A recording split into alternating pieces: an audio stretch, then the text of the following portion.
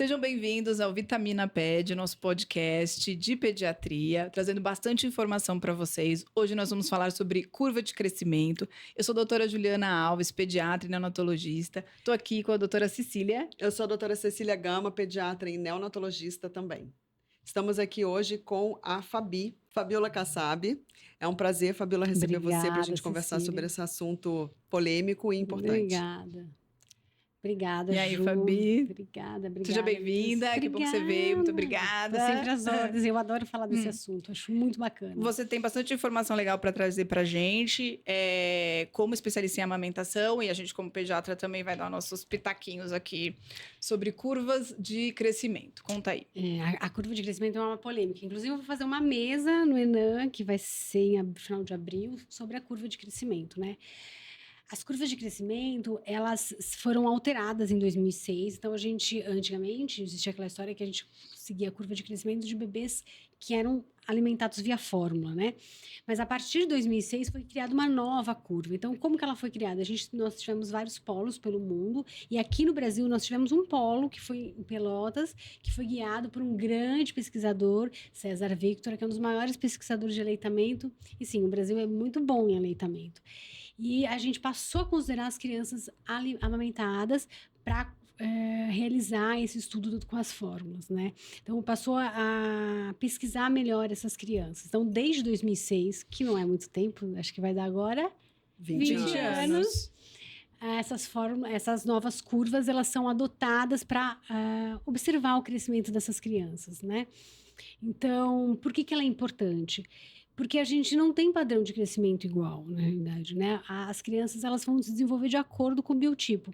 E a vantagem, o leite materno tem milhões de vantagens, né? Uma das coisas é que você vai conseguir preservar a genética daquela criança, aquele biotipo dela, né? Então, A com B, né? A mãe tem um biotipo, o pai tem outro, e aquela criança vai desenvolver o dela. Quando eu dou o leite materno, não vai alterar isso. Ela vai crescer conforme aquilo mesmo, que ela não vai sobrecarregar nada, ela não vai conversa muito com o que a gente fala de epigenética, né? Ou seja, potencializar todos os genes dela, os bons genes, né? A amamentação é exatamente isso, né, Ju? Na realidade, por exemplo, quando você vai falar de aleitamento, você fala assim, então a gente vai ter crianças que mamam no peito e não utilizam bicos, eu tenho 4 vezes menos chance de otite média aguda. É 4 vezes menos chance, não quer dizer que ela não vai ter, mas eu vou dar um potencial melhor para ela. Então, crianças que mamam mais de um ano, elas são mais inteligentes a cada ano que elas estudam, que elas mamam, né? Então, essa é uma pesquisa que foi realizada no Polo de Pelotas pelo César Victor e é comprovado isso. Então, é um estudo longitudinal, vai dar 40 anos esse estudo, mais ou menos. Então, o que é isso? O que a gente vai estar observando? Não é que eu não mamei, não quer dizer que eu não seja burra, não. Mas eu poderia ter tido um potencial melhor, né? Então, são crianças que são melhores, essas crianças amamentadas mais de um ano, elas têm padrões melhores com matemática. Né? Então, assim, não quer dizer que eu não entenda matemática, mas eu seria muito melhor se eu tivesse... Teria mais facilidade. Teria mais facilidade, né? O aleitamento, ele vai garantir também, por exemplo, as crianças que mamam mais de um ano, eu consigo diminuir o índice de algumas doenças crônicas na vida adulta, né? Então, total. Pressão alta, diabetes, obesidade. É lógico que isso não sozinho, né? Por exemplo, eu sempre falo isso para os pacientes, olha, vou aumentar por anos, mas não adianta se eu dar um ultraprocessado. Sim. Né? O leite materno não é um alimento ultraprocessado, então tem que continuar essa linha de alimentação, né? Isso é importante. E, Fabi, quando as mães sempre têm uma tendência a querer que os seus filhos estejam no percentil 50. O que você acha disso? É muito difícil, né? Porque quando você vai falar em alimentação, e amamentação é uma alimentação e é uma prática cultural. Então, a ideia cultural de que as pessoas ganham muito peso, alimentos em grande fartura, então aquelas mesas cheias, aquele peito que vaza. Então, é isso que é considerado o correto, né?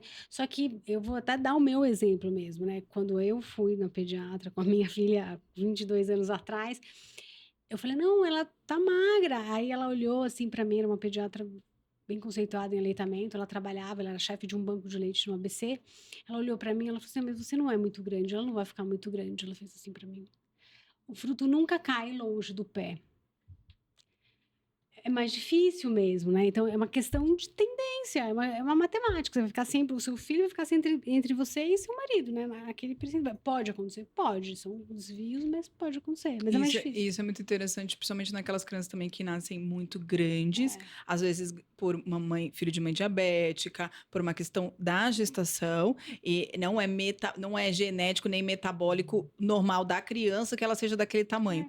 E aí, naturalmente, ela vai cair na curva. Naturalmente, o peso dela vai se redistribuir diferente. Ela não vai ficar... Então, se ela nasceu num percentil alto, ela não vai ficar naquele percentil. Inclusive, eu mesmo, no começo...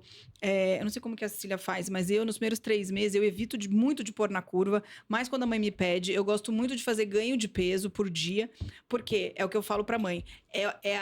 Quando eu faço grama por dia, eu tô comparando o bebê com ele mesmo.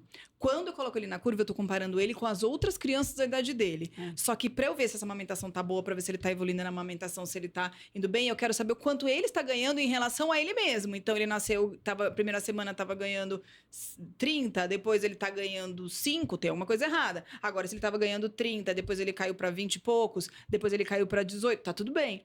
Então, a gente sabe que no início tem um booster e depois tem uma queda. E quanto mais você trabalha desse jeito, mais você vai percebendo. Mas se eu coloco ele na curva com 4 quilos e percebo que ele tá caindo, porque a mãe e o pai são super magros e ele naturalmente não vai ficar enorme sempre...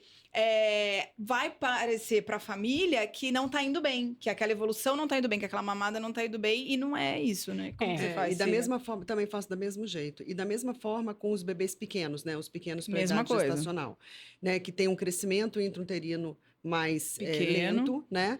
E são crianças que na vida adulta têm mais chance de ter síndrome plurimetabólica, sim, então... obesidade. Exato. Mas muitas vezes eles também estão na curva abaixo e aí também eles vão subindo, né, na curva. Então, isso também não quer dizer que ele está ficando obeso, né? Significa que ele está chegando no percentil adequado para ele mesmo, né? Até porque você não vai olhar só o peso, você vai olhar a curva de crescimento, né, de altura. De altura. E aí ela vai ser parecida, proporcional, ela vai seguir, né? Então é isso também, tem criança que às vezes está no percentil 90 de peso, mas também está no percentil 90 de altura. Eu falo, ele é um bebê grande. Proporcional. Ele é proporcional com ele mesmo, né? Então, você tem que observar isso. E sempre lembrar as famílias que você não... Por que é difícil comparar no começo a curva? Porque você vai ter um ponto. Como você vai comparar um ponto com o quê? É muito difícil. Você fala assim, não. E o peso de nascimento não necessariamente está relacionado com o que ele vai desenvolver na vida Normalmente adulta. Não tá, né? Tá relacionado à gestação. Porque perder peso não quer dizer que mamou mal. Às vezes tá inchado. Eu brinco com minhas pacientes, a Ju não pôs lá na balança da biopedância. Então não dá para saber o que é água, o que é gordura, o que é osso. Não dá. Ele nasce inchado. Porque existe um mito de que, nessa história dos mitos culturais, né? Então, assim, como eu não estou jorrando leite, esse bebê, eu não vejo o colostro sair, eu não vejo o bebê engolir. Esse bebê tá mamando mal. E o colostro, na realidade, principalmente o colostro de mãe de bebê prematuro, é super gordo. Né? Mas ele é laxativo. Mas por que ele é laxativo? Porque ele precisa se livrar do mecônio, né? Então, na realidade, a mecânica ela é toda uma engrenagem toda bem feita. Só que às vezes a gente tem muita pressa. Né? E sempre se recordar que não é um ponto só, né? Não é só perder o peso. Mas e os outros? Cresceu, como está o perímetro cefálico, os marcos de desenvolvimento. O que é importante da questão da individualidade. Olhar, né? o indivíduo. Olhar o indivíduo. Mas né? olhar o indivíduo dá trabalho, né, claro que dá. Quanto tempo você pede numa consulta? 1 hora. É isso. Você consegue fazer em 15 minutos? Não. Tá. Né? Essa criança pode ter ficado doente. E entrar, e é isso que a gente também luta contra, entrar todo mundo num protocolo e todo mundo ter que seguir igual, não é fazer uma medicina bacana, né? O que a gente acredita é seguir protocolo. Seguir protocolo qualquer um faz, não precisa nem de um médico, né? Coloca um técnico ali e ele vai fazer. Então, o individualizar é essencial e entender, de novo, entender de amamentação e ser um pediatra, você também procurar um pediatra que não vá, por qualquer motivo, falar, não atingiu essa meta, fórmula, né? Porque você não tá ajudando tanto. Você pode estar atrapalhando, às vezes, um processo que está crescendo ali, que é a amamentação. Você pode atrapalhar, porque a fórmula, eu falei isso para minhas pacientes, não sei como você fala lá, mas eu falo assim, é um antibiótico. Né? Então, o antibiótico tem começo, meio e fim. Não é a livre de, né? Não funciona assim. Quando você quer amamentar, você tem que colocar, que a gente estava falando mais cedo, que é metas, né?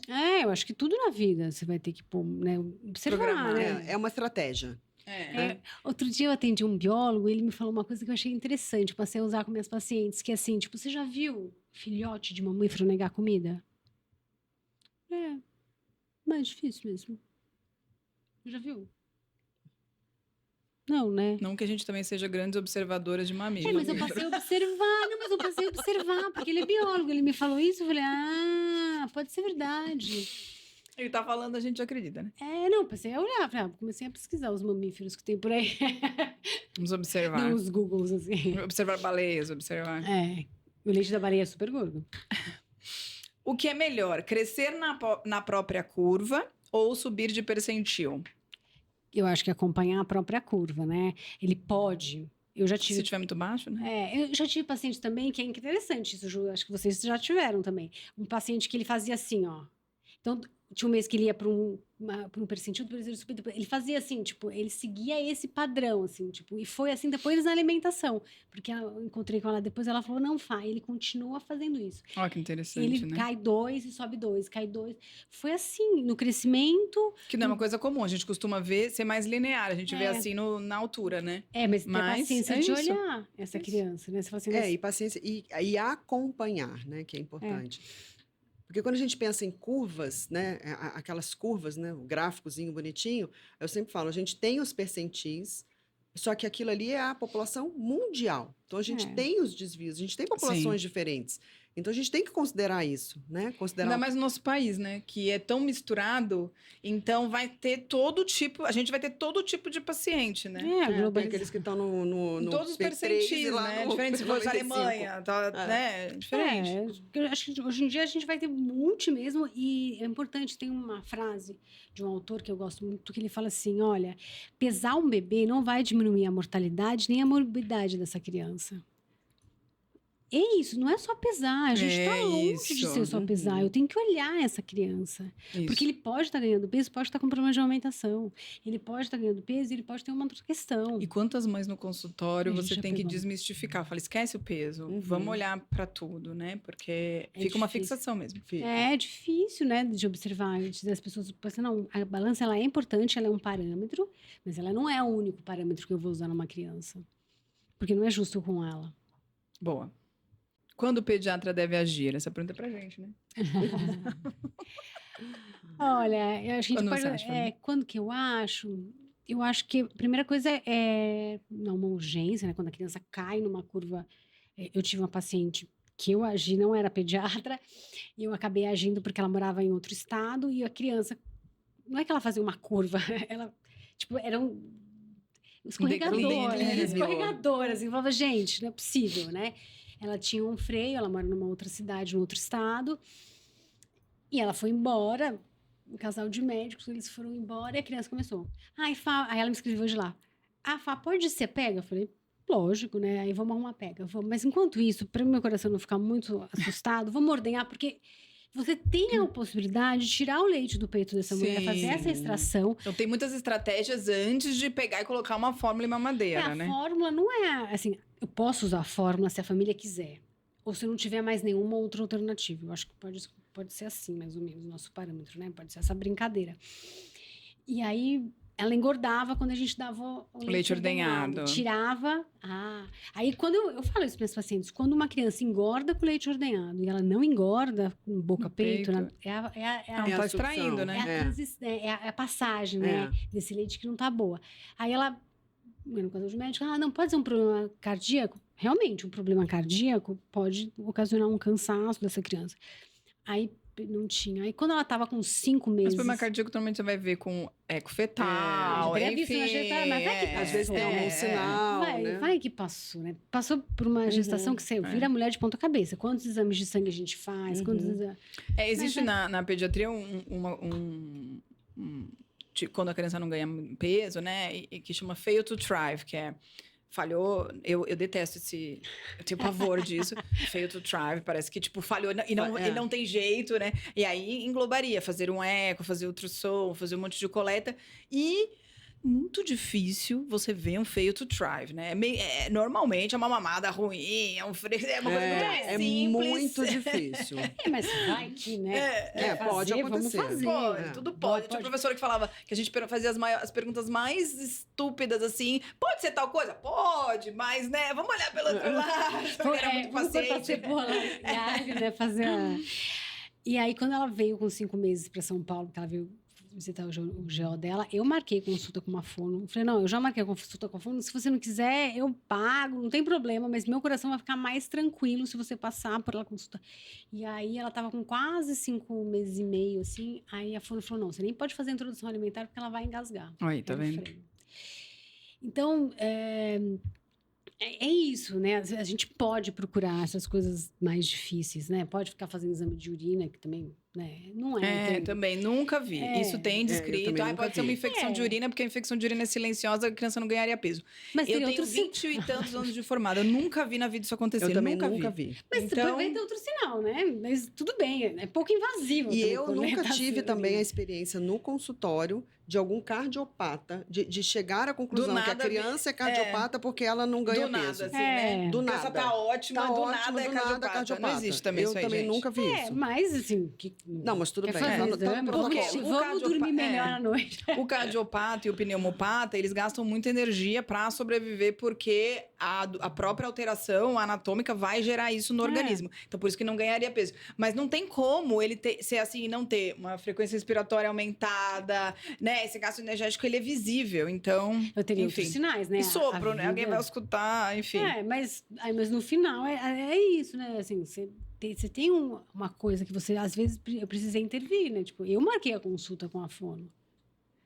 É meio violento, às vezes, mas eu falei, não, eu vou marcar porque eu vou dormir melhor, né?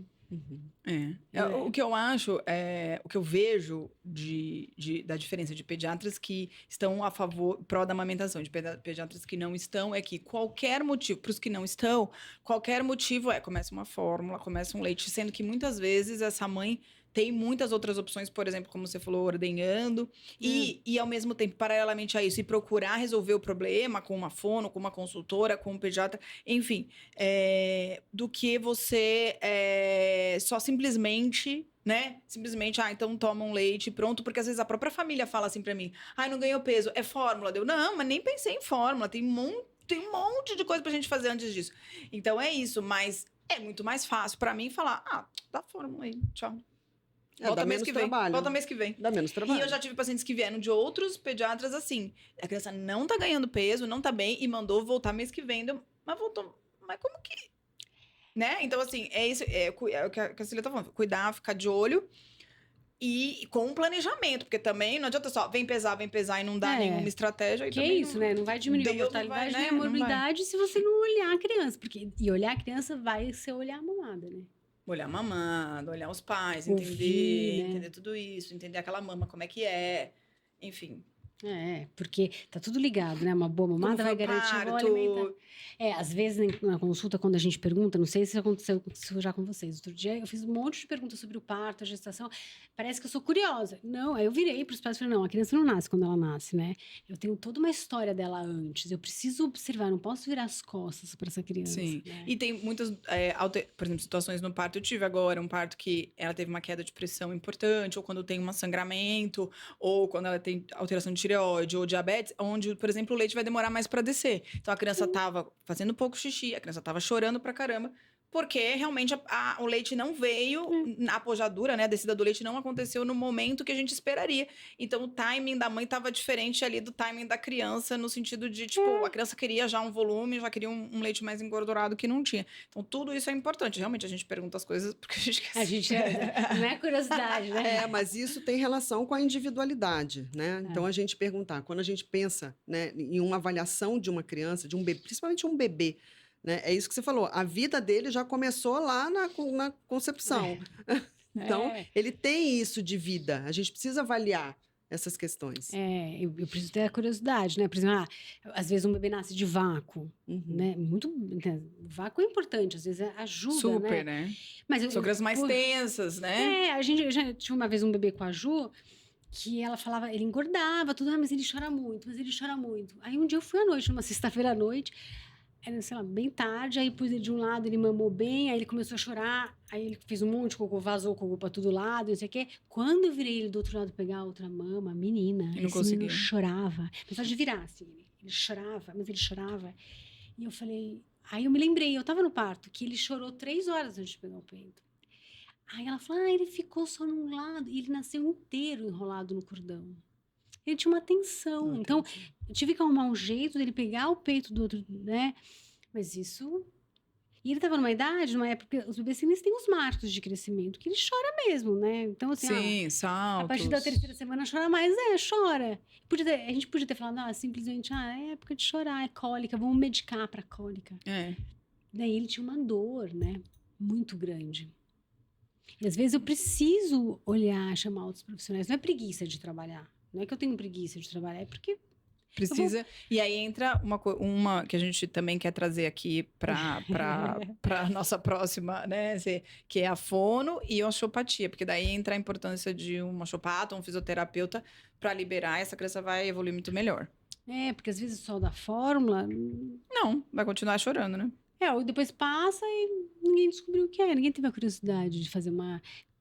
Eu brinco com minhas pacientes que assim, se você chegasse num lugar, não conhecesse ninguém, né, tivesse sido recepcionado ali, como você gostaria de ser tratado?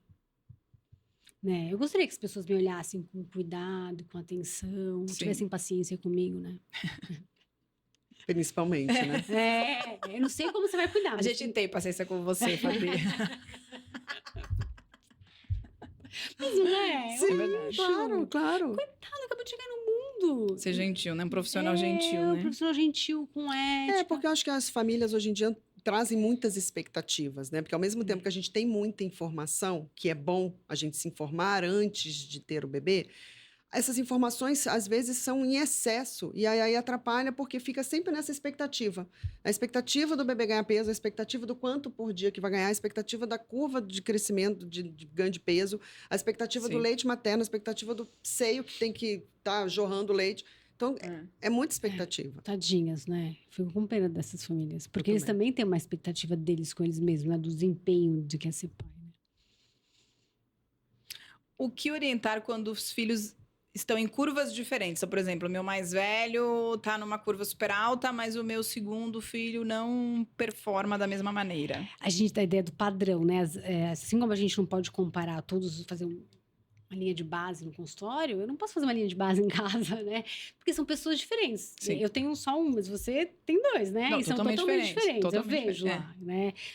Mas são pessoas diferentes. Normalmente nascem diferentes, normalmente mamam diferente, vão comer diferente, vão ser pessoas diferentes, graças a Deus, né? Até na psicologia, um para sobrepor o outro tem que ser diferente, né? E explicava, assim, mas eles dormem igual? Eles comem igual? Eles são iguais, né? Né? Você é igual ao seu irmão?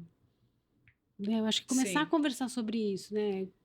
Porque até os irmãos têm uma diferença em relação à gestação, ao tipo de parto, àquele início, né? Aquele puerpério, aquele início imediato também.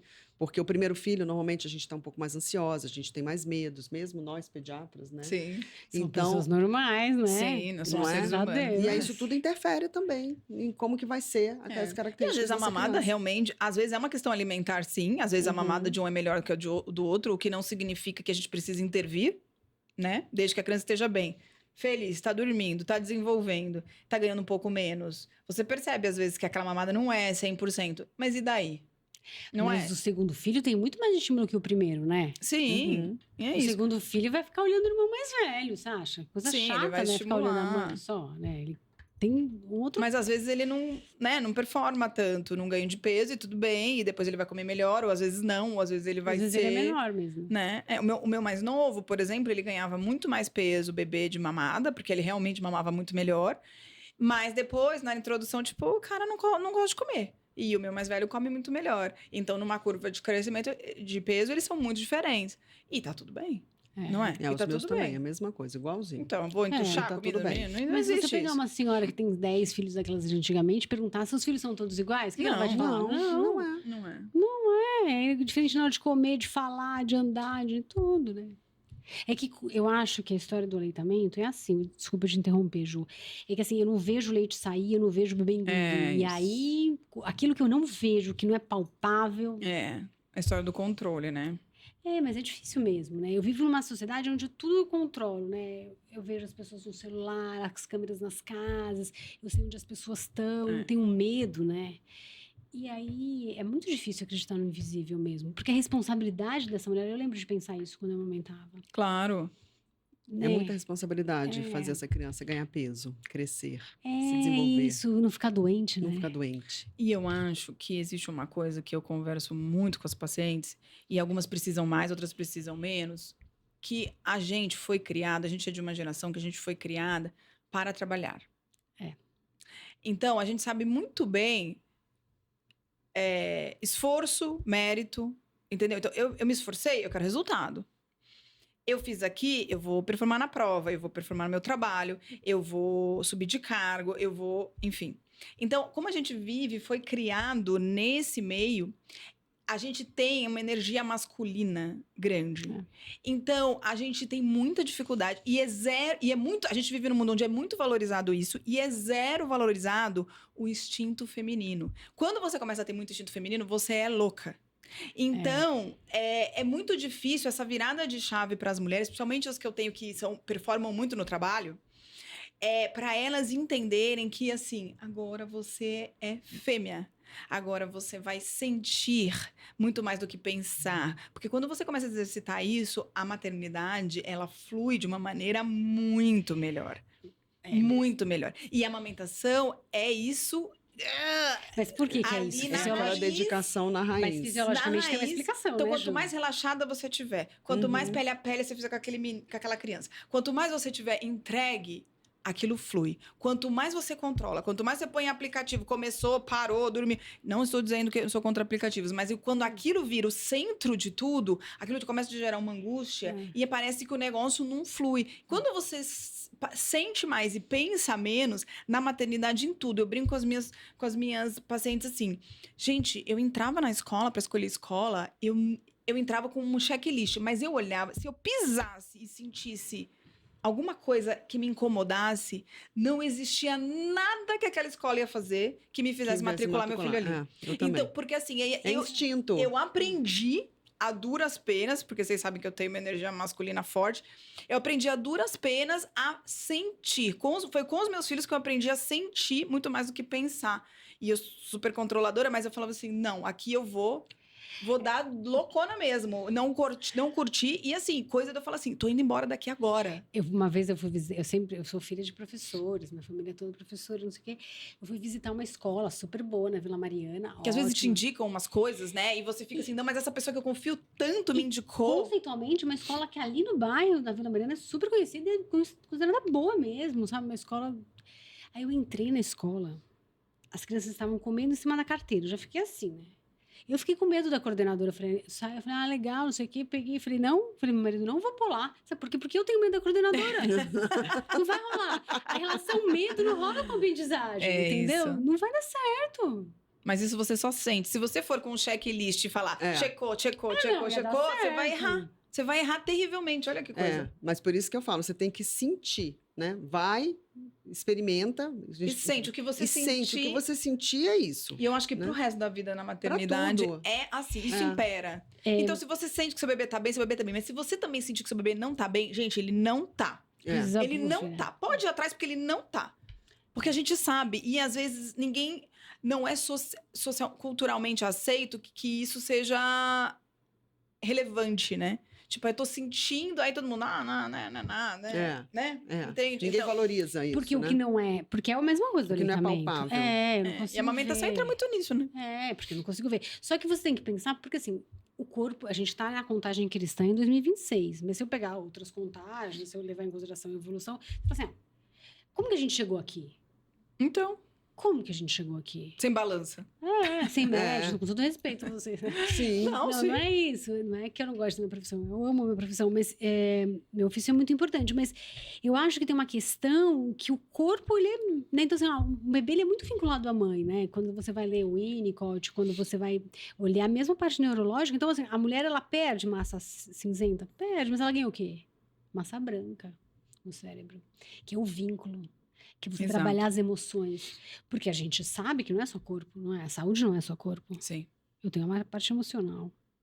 Então, eu preciso aprender que eu tenho uma parte cerebral que me diz coisas. Exato. E eu aprendi muito na maternidade, porque eu era muito assim, tipo... A maternidade abre esse portal para você. Abre. Aproveite, né? É isso. O Deixa pós-parto o seu instinto fluir. É pós-parto é difícil. É um túnel Muito muito difícil. difícil. Ontem eu falei isso para uma paciente, que ela chorou, que ela me pediu para ir lá fazer um laser, e no final ela falou, não era o laser, né? Tudo bem, mas é isso. É um túnel longo mesmo, escuro, mas você vai chegar na luz. Precisa ter paciência às vezes. Mas ele vai te levar para algum lugar. E tem um porquê de você ir para aquele lugar. Tem. E é um crescimento pessoal muito grande, né? Pessoal, eu sou muito grata por isso. Porque eu acho que, como pessoa, eu evoluí. Assim, Sim. tipo, Muito. Sim. Muito. ser mãe, assim, não quer dizer que todo mundo precisa ser mãe. Não estou dizendo isso. Mas eu acho que, para mim, como pessoa. Não, pra mim mudou minha vida. Eu sou uma pessoa muito melhor. As minhas melhores amigas, elas falam: você é outra pessoa. Eu sou outra pessoa depois que eu tive meus filhos. E uma vez eu tava numa entrevista e eles chegaram. Aí a pessoa que tava comigo falou: você mudou. Muda. Eles chegaram, você mudou. O seu sorriso abriu, você relaxou, você mudou. Você tem outro rosto. Olha só que loucura. Mas é lógico, né? Mas é As suas lógico, filhas estão né? em volta de você. Ocitocina, assim. Mas é muito bom. É muito bom, faz bem. Eu aconselho. Eu acho também que sou pra fã. mim fez Eu muito também. bem Sou fã. ter filho. Acho que que é uma experiência de vida que... E eu Transformadora, sinto, né? assim, no consultório, que as famílias que são, assim, né, mais tranquilas, estão realmente vivendo aquilo ali dessa Entregues, forma, né? entregues. As crianças, os bebês, eles fluem melhor, né? Eles Sim. choram menos. Eles entram mais na rotina lá da amamentação, na rotina do sono, tudo flui melhor. Porque eles estão entregues àquele momento, Parece que tá tudo sabendo... conectado, tudo se conectado, conectando e se organizando. Mas eu né? demorei pra chegar nisso. Eu também. Demorei uns 6 meses. Não. Eu demorei uns 6 bastante. meses, assim, pra Com criança relaxar. alérgica ainda, né, Cici? Então. Tá, meu Deus do céu. Não tive criança alérgica, mas filho. isso, assim. O meu... Nossa, cada coisa.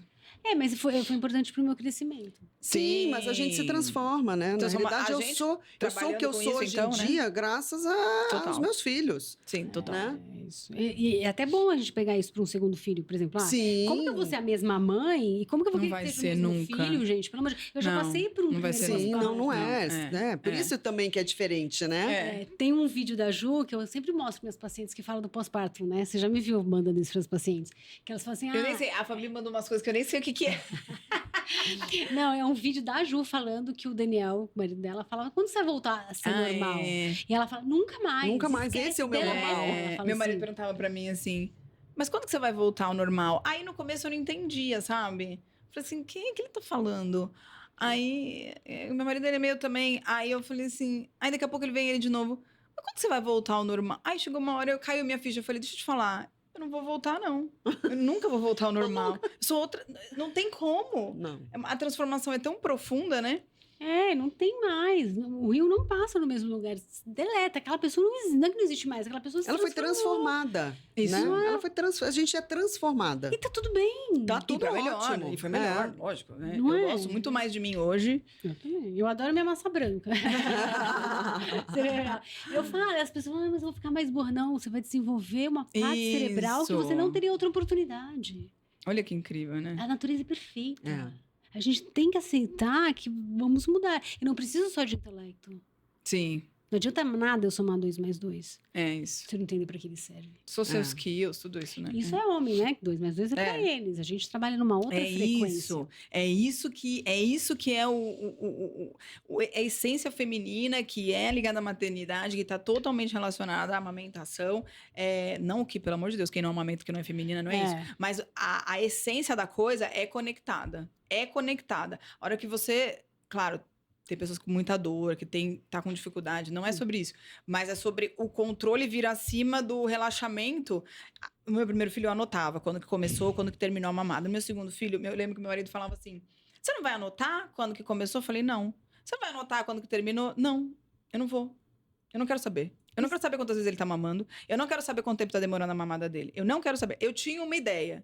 Eu tinha uma noção. Tipo, eu lembro que levava uns 5 minutos, que eu até achava que era muito rápido. Quando eu comecei a contar, aquilo me trouxe mais ansiedade. Tipo, não é Aí você possível falou, ser tão vou parar rápido. de contar porque tá me deixando nervosa. Não, porque o menino tá bem, o menino tá fazendo um monte de xixi, a fralda dele tá cheia. O menino dorme. Eu vou fazer o que com ele?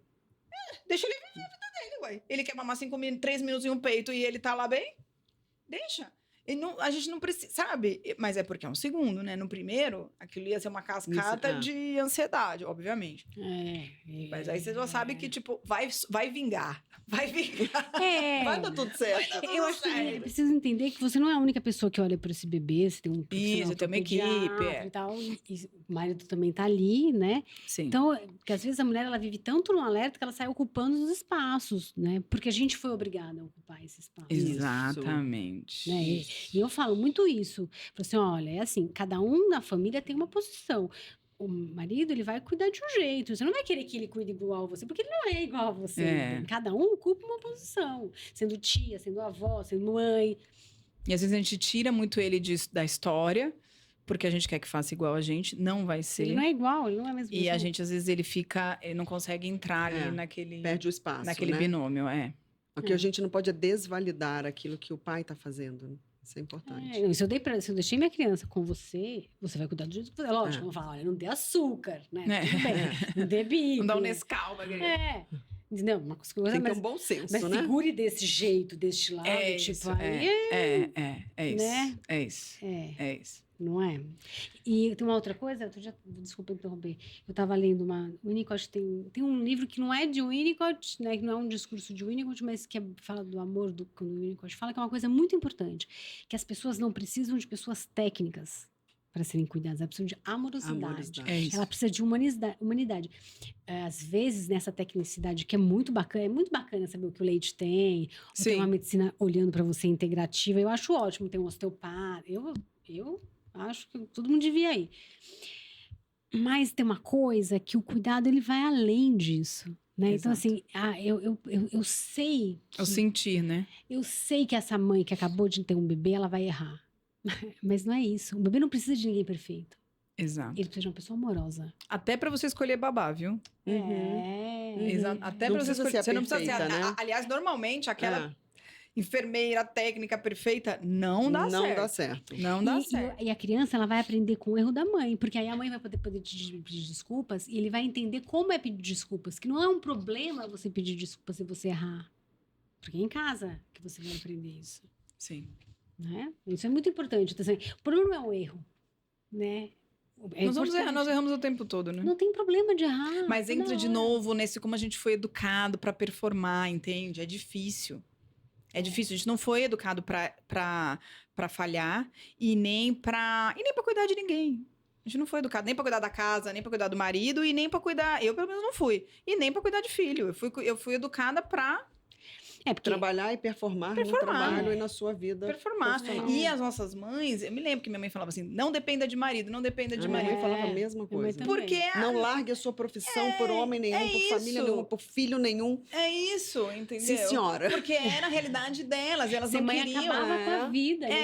Nossa, filha acabou com a minha vida. É isso, né? Não, isso minha mãe nunca falou. Minha mãe sempre foi muito mãe. Mas ela, assim, porque na realidade... Como eu era a única mulher e ela tinha deixado o trabalho dela, ela tinha, né, por conta do meu irmão e tudo. Então ela falava 60, assim, né? Você nunca deixa a sua profissão 50, por nada, 60, por ninguém. É isso, aí você vira um trator, né? Esse é o problema. Esse é o problema. Talvez nem tanto ao céu, nem tanto à terra. Né? Claro, mas eu acho que agora a gente está no meio do equilíbrio. Caminho, e perceber isso é o início de resolver isso. Né? Sim. Pra ser mais leve. Outro, né? É pra gente mesmo. E a mãe, ela erra, mas ela erra querendo acertar. E tá tudo bem. O problema não é errar, né? Você vai errar. Não tem problema errar. Não tem problema errar. Eu acho que você não vai ter um erro que seja tão fatal. Eu acho que não é isso. Eu acho que a questão é você poder entender que você errou, que não foi legal, e que a partir dali você vai mudar. Tipo, sei lá. Vou fazer diferente. Se de uma paciente falar, mas eu dei chupeta. Eu falei, não, tá bom. Assim, você quer fazer o quê? Talvez... Então, tá bom, a partir de agora isso funciona, tá tudo bem, a criança tá bem, a criança tá ganhando peso. Tá ganhando pouco peso, então talvez você já não esteja nem... Então, vamos mudar daqui. O que você fez lá... So sorry. Não posso voltar atrás. Né? Mas tudo bem, é só você, né? A partir de agora... Você quer fazer diferente? A gente pode fazer diferente, tá tudo bem. Né? Poder... Vamos Vamos fazer restart do computador e a gente continua. Tá tudo bem. É isso aí. Mais perguntas? Falei muito, né, disso. Qual o maior... eu adoro conversar com você, Fabi. Qual o maior erro na interpretação de curvas? Eu acho que o que eu mais vejo há muitos anos é querer que essa criança permaneça no percentil 50.